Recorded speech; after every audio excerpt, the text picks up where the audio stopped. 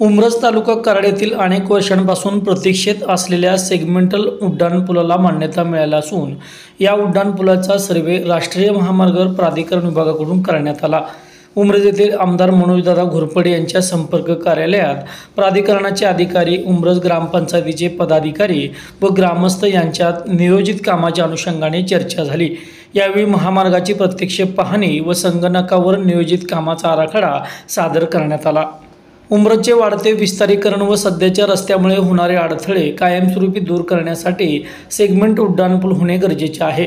वारंवार या संदर्भात मागणी केली जात होती।